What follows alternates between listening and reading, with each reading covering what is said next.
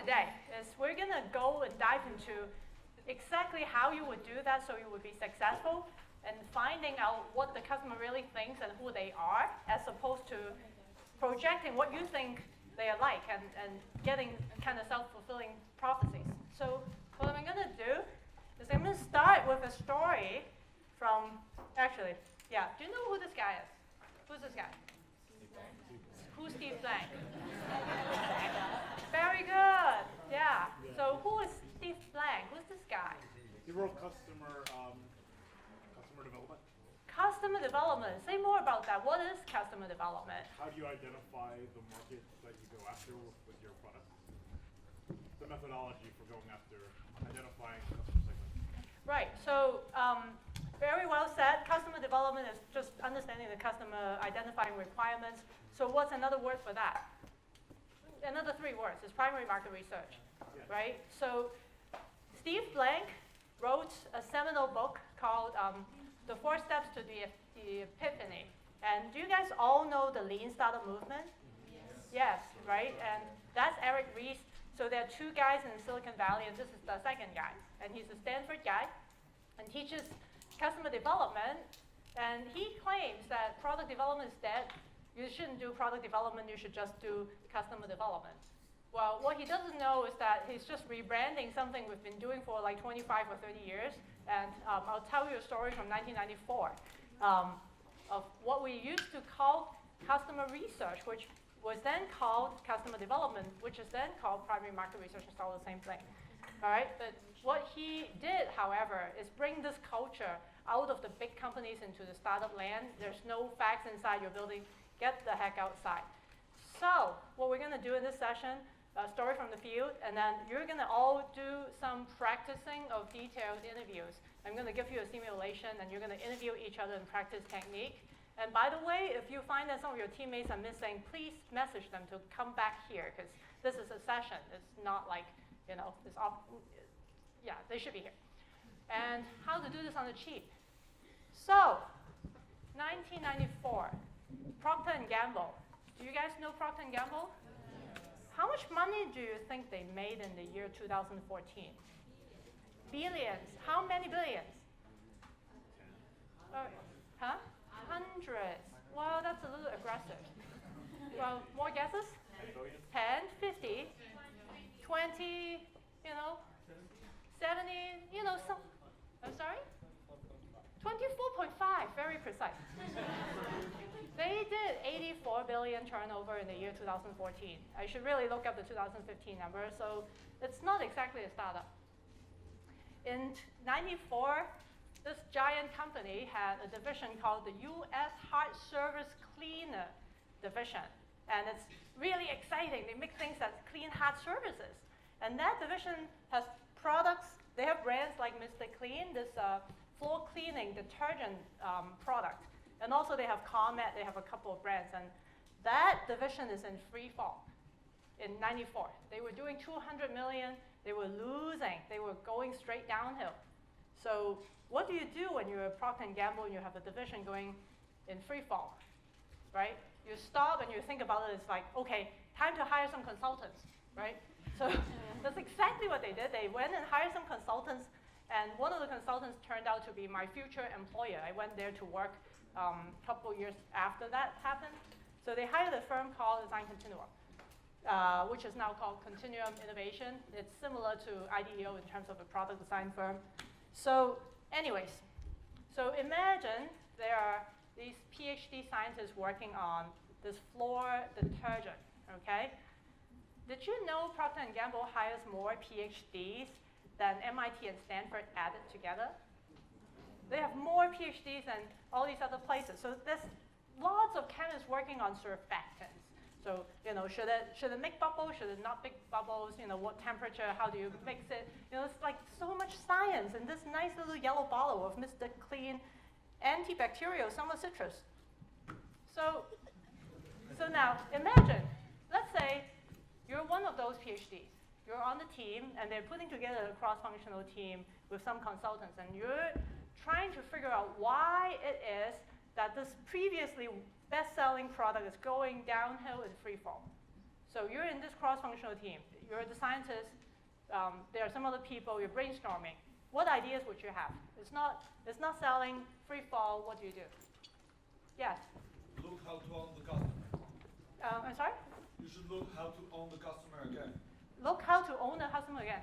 So say more. So how do I own the customer again? Well, if it's falling, it's because you're not selling, so you have to innovate something to sell. Okay. New brand architecture? Brand architecture. So the first answer is, well, it must not be innovative enough. So I have to innovate more on the product. I'm sorry. I'm telling based on them. Based on them, innovate more. So there must be something wrong with the product. And you're saying brand. I'm not Bill. I like brand. I mean, brand promise. So fix the brand. Maybe it's the brand. Okay. Other ideas? Yes. I go into the supermarkets and see what people are buying and ask them why they're buying it. Right, so point of sale, secret shopper kind of research, right? You get into the point of sales and you look at, are people buying stuff from that aisle anyway? What's the end cap, what's selling off of that? Who's buying stuff there? So that's a good idea. More ideas, yes? Focus groups? Focus groups, say more about focus groups. What are you gonna do about that? So we try to identify maybe who our end user was and then try to get a group of people like that together and talk to them. Right, so focus groups talk to end users closer, but I want to come back to focus group as a technique, by the way. Yes? I need to make sure that the product quality has not fallen down over the last some time. Right, is it diluted, are we like having some like Chinese, I'm Chinese, I can say that. Chinese manufacturers are mixing water into the, right? So maybe there's a quality problem, yes? Maybe an environmental factor? Environmental factor, what environmental factor? So I mean from the market itself. So say more about that. Of detergents, it could be a new discovery of detergents that it's not good for clothes. Right, so maybe the same thing that happened to like Windex, right? Like, aerosols not good, maybe detergents aren't good, but there wasn't really any science backing that. Leandro? Yeah, we should see if the price is related to the market. Maybe the price is a problem, so how do you do research on the price? We can check with other brands on how much the price is and see in which level or which tier of prices are we. Right, so you can go back to look at the price, yes? Maybe customer persona change? Maybe customer persona change, say more about that. I don't know, new vacuum cleaner was introduced. A new cleaner. Yes, and when more technology come to my kitchen and they need different. Well, the persona is still the same. Oh, wait, that maybe my persona feels Oh, more but money there or might less be- money. Oh, okay, the persona might Or be more disrupted. technologically oriented, the Right. rest Yes. The packaging. So okay, so let's pause for a moment. We have the following ideas. Idea number one is maybe innovation stalled. Maybe they were just too comfortable with a yellow detergent, and maybe they should just keep working on the science. That's one idea. Brand, packaging. Maybe talk to humans. Talk to humans. Did you guys look at talktohumans.com? Yes. All right, so yeah, so you already got all that, right? So in the focus group setting, and in your case, you're thinking maybe something else came out in the market. Maybe the persona shifted to a lower cost thing. Maybe there's pricing thing. So they all of these are kind of valid ideas. And then let's think about this. So it all comes down to who's buying or who's not buying it. In 1994, in suburban America, and apologies to everyone who's not from here, myself included, I wasn't, originally from here. Who cleans kitchens? Women. Someone else said something. Yeah, What? in my kitchen. I wash my dishes.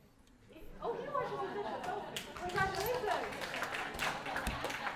I'm the one who washes the dishes. Yeah, the reality is that it's probably a woman, it's probably a mom.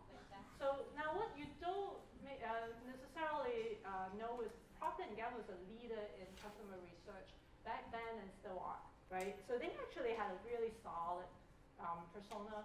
So this woman, we'll call her Heather. She's like 44 years old, and she lives in Lexington, Massachusetts. And she has a 4-bedroom house, middle class. She's got 2 kids, maybe in middle school, and a younger kid, maybe, just kind of getting out of diapers, oopsie baby, maybe, So there's this person, and she works, and she has to clean the kitchen, and she uses this. So how would you, so given that, so those are some really interesting ideas. So focus group, I want to come back to focus group. So if you want to get back to the beginning and think about who is Heather and what is she facing really in terms of the problems on the kitchen floor, how would you learn more about Heather and her kitchen floor? Visit, very good, okay, yes. Oh. Group of Heathers, focus group, right? Yeah. So let's take that. So focus group versus one-on-one. Who here has done some focus group? Okay, a lot of people actually. So maybe you can share your experience when you ran the focus group. What was the context and how did the group conversation go? So sometimes put together with the housewives, and sometimes you get one person dominating, and everyone kind of follows the trend, and no one else really cares. So remember yesterday when we were talking about, Yeah. equity of participation? Has that happened to anyone else who had a focus group? Yeah. Right, so generally speaking, are you happy with the output of your focus groups usually when you have like maybe 8 people? No, why not? But it's one person's idea, and people don't know what others do. Yeah, so are there more feedback? Yes. Yeah, like people just try to, like when I come up with an idea, they try to assimilate it and put it into their lifestyle versus thinking about what they're currently doing and giving. Yeah, so what is that phenomenon? So Margarita just said, well, in my kitchen every morning I do this, and I'm like, yeah, I do that too, and I'm just kind of lying, right? Maybe I never ever watched. It's the mob Well, it'd mentality. be nice, group Or think, fake. right? So you're in a group situation, you're socializing inside the group, right? I'm sorry? Herd mentality. So, I'm sorry? Exactly. So you're trying to fit in, and there's this really kind of smart sounding nice person saying these things, you want to be like them. So generally speaking, just again, I've done enough of each kind, so I don't really have any particular religious beliefs, but generally if you want to be efficient, believe it or not, it's more efficient to have 8 conversations with 8 people than to have the same 8 people be in a room, because if you really want to do your focus group conversation right, you have to have a moderator who's really, really skilled at facilitation. So that costs money. So it ends up costing more money, and then trying to kind of get really what you need to know. So so one thing you could do is go and interview Heather. Find figure out who is Heather, and then go interview her. And we're going to go back into that technique later. But you actually mentioned something really, really interesting, which is go to look at the kitchen. Can you say more about that?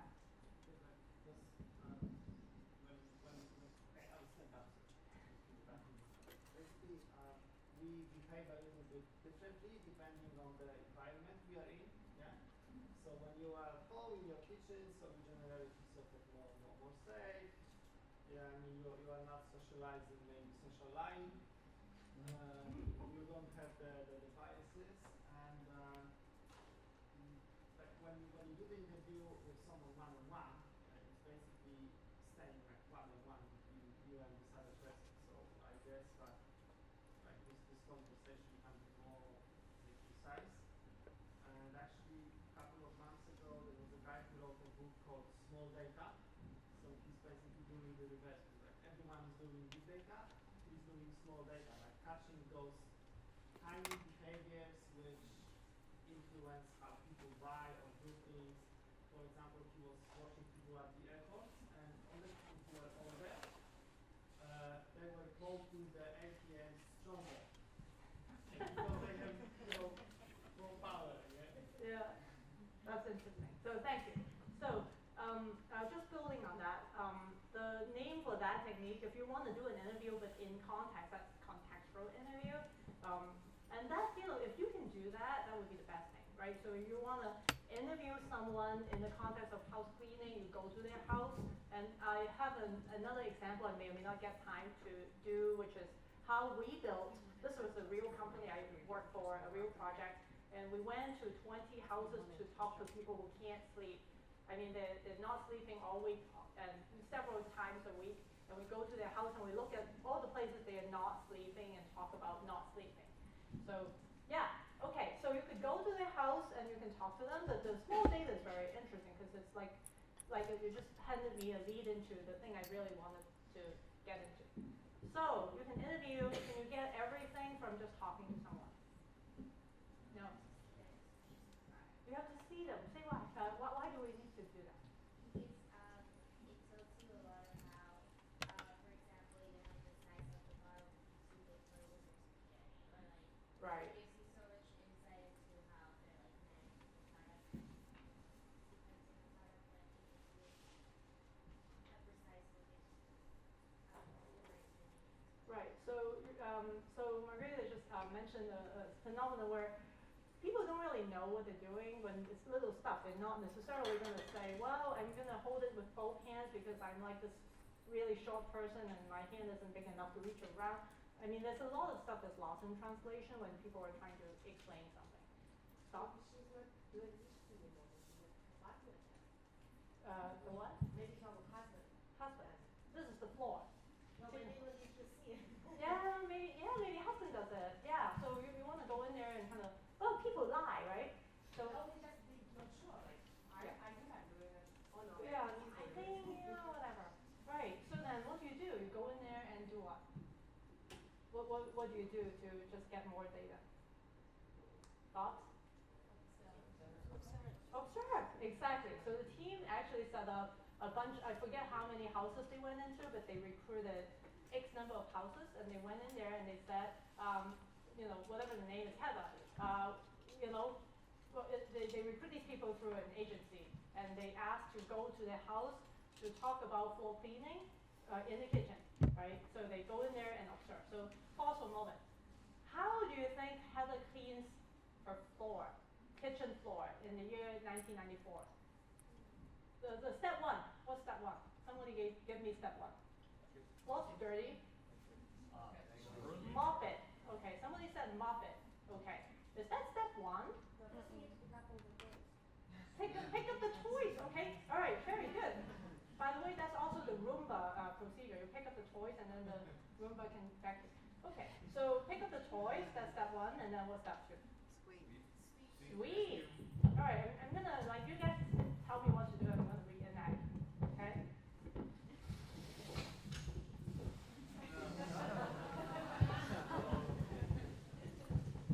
So, all right, so I'm picking up the toys and I'm gonna sweep. Why am I sweeping? Am I supposed to be doing this? Shouldn't I be mopping? Because the first thing was mopping, right? Why am I sweeping? Get rid of the dirt. Get the dirt off. Why do I need to get the dirt off? Wouldn't the mop do that? No, why not?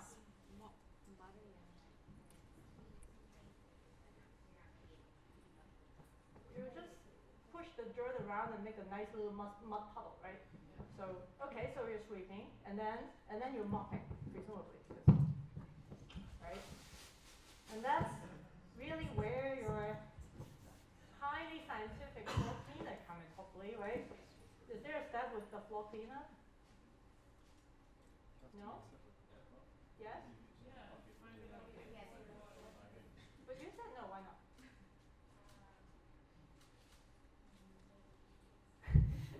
I'm wondering what the pictures are going to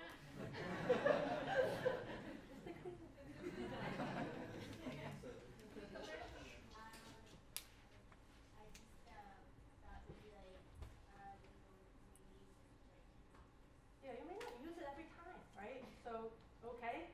So imagine if I was a scientist and I'm sitting here and thinking, well, I wonder, is the surfactant right? Let me just do some more chemistry. That's, innovating more. Or I might think, they must not be mixing it correctly, so it's not clean enough. So I'm going to innovate on the label to teach them how to mix. And, okay, so, all right, so I'm putting some of this in the bucket, and then I get the mop, and now I'm mopping now, right? Mop, and then what else? Is this it? And then what? Now I'm mopping.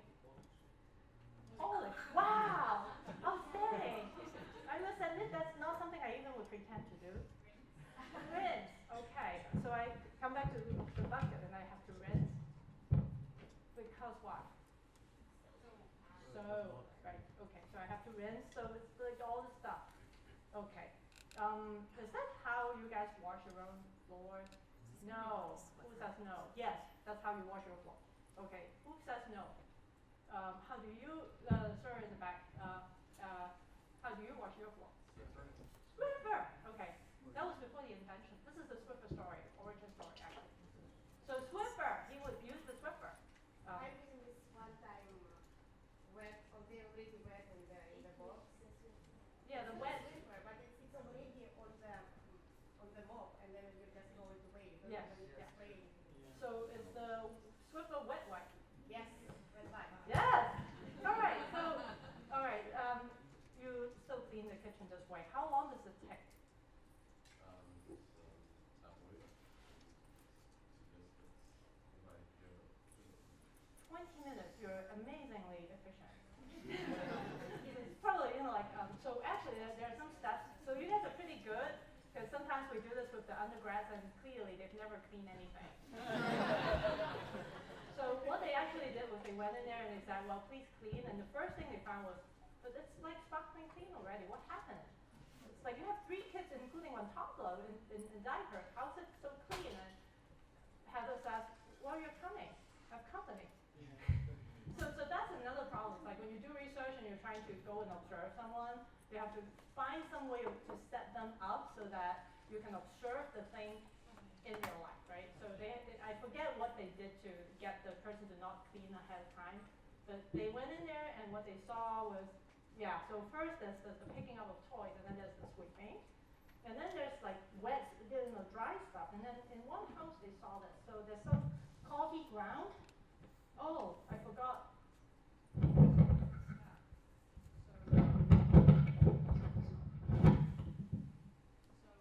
before you begin,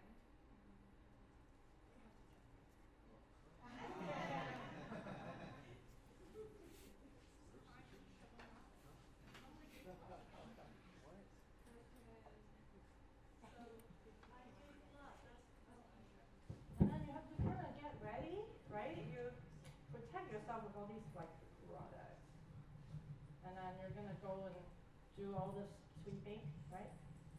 And then a pile of dry coffee ground. So somebody spilled coffee ground. It's dry. It's like sand, right? So now there's a pile of sand in the middle. So this woman went, and this is true story. I swear this is a true story. Went and got a diaper.